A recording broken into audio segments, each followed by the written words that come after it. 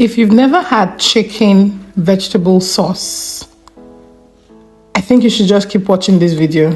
It's one of the best things you ever try, and I promise you, follow this recipe closely and you wouldn't regret it. Hello guys, welcome back to my channel, Food to Relish, where I just enjoy everything that I cook. So went straight to the back garden, got some rosemary, arranging my spices, just cutting the roots like onions, ginger, garlic, getting ready for seasoning the meat. The key to making this yummy curry sauce is to season your meat properly. Once you season your meat properly, you're good to go. You can use any vegetable of your choice, but to get this beautiful, brilliant taste that everybody who has had this sauce really always likes, you have to use the ones you can see on the screen right now. Don't add too many vegetables because it's about enjoying the creaminess of the chicken sauce. So I'm just using about a quarter of the sweetheart cabbage, so it has the really soft texture. Don't use the regular cabbage because you're not going to get the same results. All right, so I also have here some carrots. I always use organic products because they are tastier and they are meant to be healthier. Just clean, add some salt. I've heard these days that to remove chemicals from your food, you should use bicarbonate of vinegar to wash your vegetables. Have you heard this before? Is it true? Please put the answer in the comments below. But prior to now, I've always used salt. So for best results, allow your chicken marinate overnight.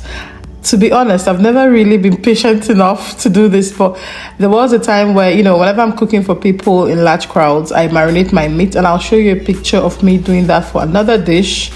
But if you're not able to do that, that's totally fine. Your sauce will come out very rich and yummy. Right, so as I said, the key to this recipe is in seasoning the chicken deeply and properly. All right, you want to add just enough spice to season the meat and make it very juicy. So now I'm cutting purple onions, as I love to call them, and these are the ingredients that will go in. I have the spices such as the bay leaf, very tiny bay leaf really, but essentially some rosemary, and then here I have the ginger. You can blend it or you can just cut it like I'm doing and then take them out later. But yes, they soften easily. If you're in Nigeria and you're using the Nigerian roots like the garlic and the ginger, they're a bit harder. They are tastier and harder, so you can adjust the ingredients. But here they are milder, so the garlic and ginger, I'm happy to add them. They'll soften with time. Okay, because this meat is coming out from the freezer, because I cut them and prepared them earlier on, I'm going to just try to separate it. Add some pepper. This pepper is all you'll be needing, and that's habanero pepper. Add some pepper into the chicken to, make it sweeter. If you love more pepper, you can add more. I'm adding some seasoning cube as well, and I'm going to add some salt. Here I have thyme. Just add a few spoons of thyme. I'm going to say about 3 to 4 teaspoons, and that's the bay leaf I was talking about. Just add very little. So I want to show you what Nigerian curry looks like. Essentially, it's curry with turmeric and coriander and so many other things. As you can see, you can pause it just to see.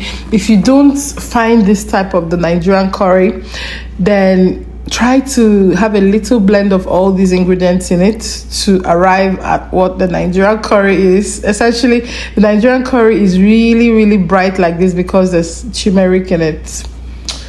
But it tastes really well, and that's what you need for this recipe. Without that curry, you won't get the recipe. That's why I took my time to show it properly. As the meat is just boiling, I've added little to no water into it. The reason I actually added water is because, you need the broth for your sauce. So add little to no water for it to, marinate and steam up a little. They always say for the chicken to release its own juice, but anyway, it's fine, honestly. And this is the cut I'm giving the sauce. It's the cut that takes up the sauce juice in a way that everybody who has eaten this sauce likes. So I've just maintained that cut. You know, there are different cuts that give different tastes in several foods. So for instance, you're making salad. When you cut the carrots in little strands or you cut them in little cubes, the taste it gives it is different, like when you shred your carrots. So this is the cut that gives it that yumminess.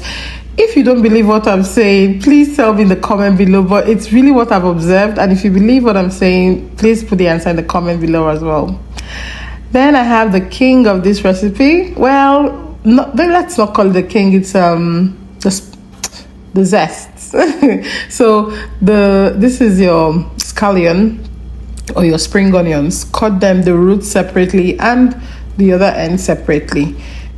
Checking on the chicken just to see if it's ready. Not quite. We'll just stir it, and this is time to add the rest of the water we need for this recipe. Okay, I've added here some water, but that doesn't seem to be enough, so I'm going to just add a little bit more because this serves as the main dish, and for me you can enjoy this with a beautiful bowl of rice. Okay, so the other things you need for this: sweet corn. Sometimes I add a bit of potato. I just cut like 1 or 2 into it, and it's nice. I also have here some corn flour, which will serve as a thickener. Just add a few spoons into cold water and set it aside. In the past, we used to fry chicken, but because we all know it's a bit healthier to have less oil, I'm going to just add some sunflower oil into it and put that in the air fryer. When there's a bit of oil, it's tastier than when you air fry it like that. And now it's time to, perform the magic. This sauce is really tasty. Like, I have to brag as much as I want because I know that it's really nice. I took it to work and my colleagues really loved it. And whenever there are guests in my house and I make this, they're always blown away. It's my mom's recipe, so thank you, mommy, for teaching me this recipe. Okay, so now I'm going to add the corn flour so that corn flour starts boiling with the chicken broth. If you also like, you can add your pepper at that stage if you don't want to boil your chicken with the pepper. Now, there's another thing that I do, which I find really useful. I add some oil in the pan. And just a little bit more oil because oil is tasty. So I add a bit of sunflower oil into my pan, and what I do is to stir fry the vegetables. What it does is to seal them up.